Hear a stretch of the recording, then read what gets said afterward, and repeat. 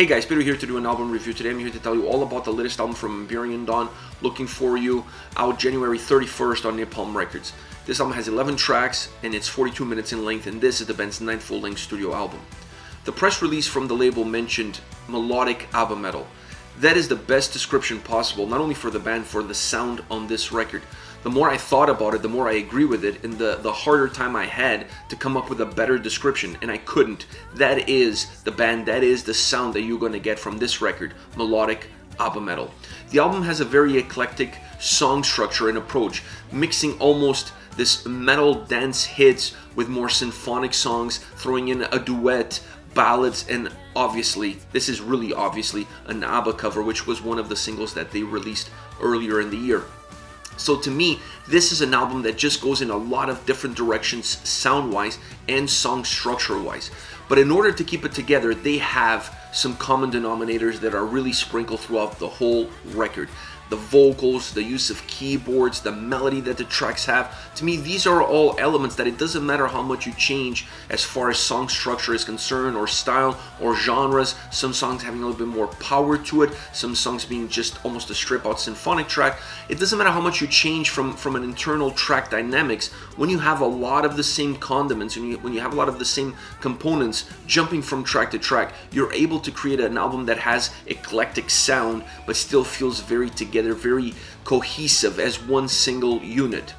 I also like the fact that when you look at the overall structure of the record, they included an outro track, Au Revoir, and to me that was a really nice touch. When I first looked at the track listing, I wasn't really sure what this outro would do, like what does it add, what kind of value does it bring to the record.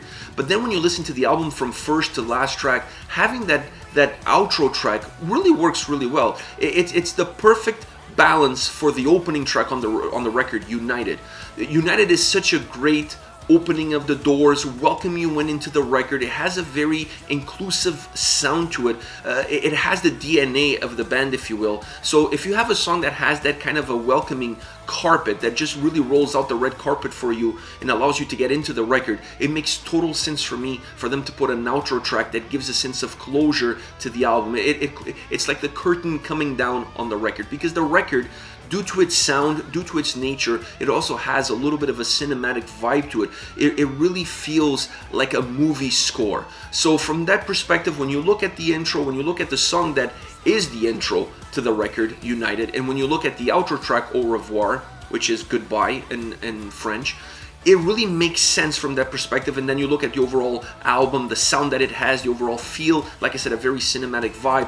Everything makes sense, and having this song structure really plays well to the record, and it really plays well to the listener, because it gives a sense of continuity from track to track, which was also something that I really enjoy about the album. The transitions from track to track were really well done.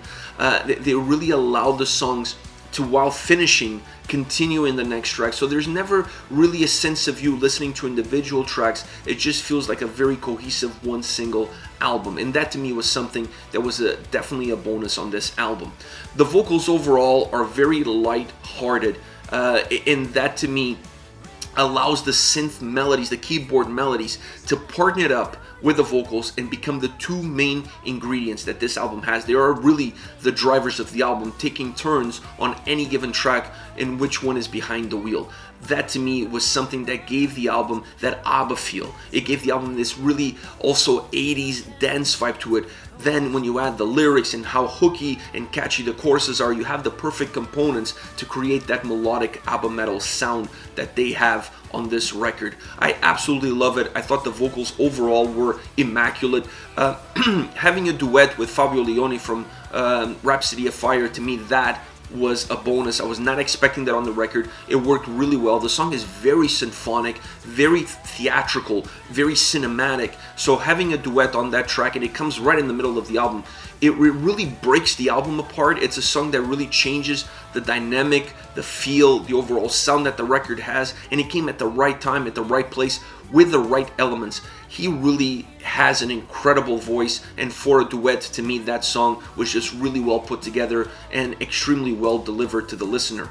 Overall, to me, this is an album that really delivers on that press release. This is really melodic ABBA metal all the way through from the first to the last song, obviously including an ABBA cover on that list of songs on the record.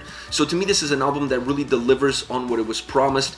It's an album that perhaps lacks a little bit of bite in some moments, but it makes up on more cinematic, bigger picture vibe that it has. It really has a lot of symphonic elements, more than power elements, and when I mean power elements, I mean more elements that you would associate with power metal. So this is an album that the pendulum falls a lot more for the symphonic side, and it doesn't have as many power-driven, guitar-driven, if you will, tracks.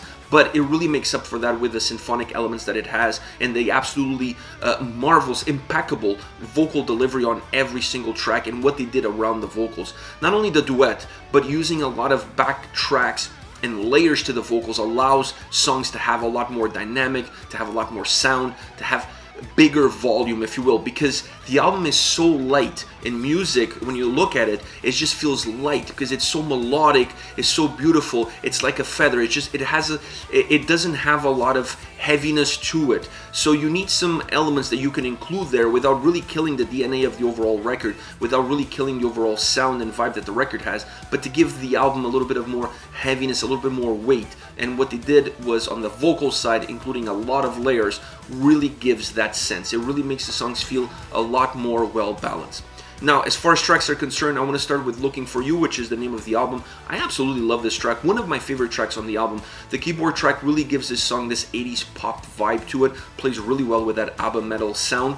The verses are more stripped down, with more energy and melody coming into the chorus. So there's a sense of progression with this song.